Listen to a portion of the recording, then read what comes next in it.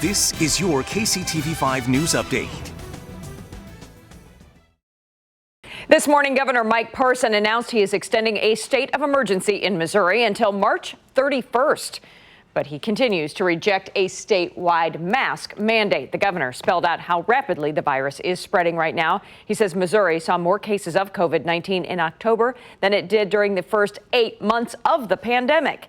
And there have been more cases in the first 2 weeks of November than there were in October. As COVID-19 cases and hospitalizations are on the rise across the country, he says it is time for Missouri to go back to its 4 pillars, which are testing, PPE, hospital capacity, and data. Governor Parson said hospital capacity is becoming a problem in the state. Staffing is a major issue. He says he is working to find a solution nothing is off the table at this point and could mean bringing in healthcare workers even from other states or tapping the military for help.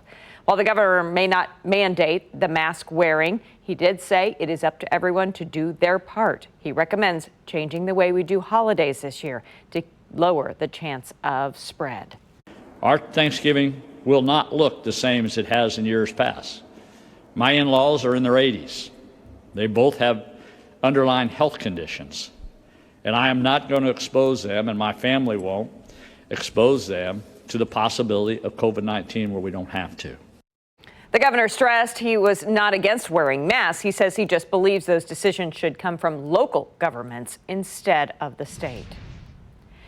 I want to take a closer look here at those numbers in the metro. 2 weeks ago, the 7-day average for the number of COVID-19 patients in the hospital in our area was 123. A week later, the average rose to 158, and as of yesterday, it had climbed to 192.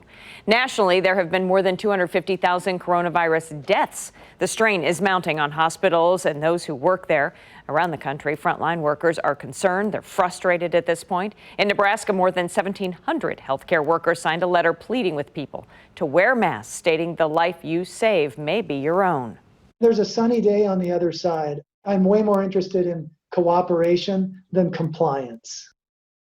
New York City decided to have its public school system, the largest in the nation, go all remote starting today. Officials say the move was necessary because the city's 7-day average for test positivity reached 3%.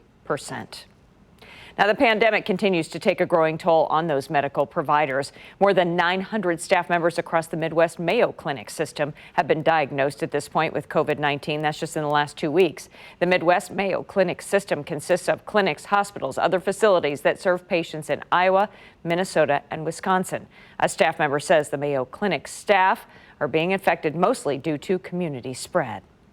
Warning is out today for the threat of grass fires like this one that burned just west of Topeka yesterday. Smoke from this fire near Roseville, Kansas. So thick, there was near zero visibility on 24 highway, leading to a head-on collision.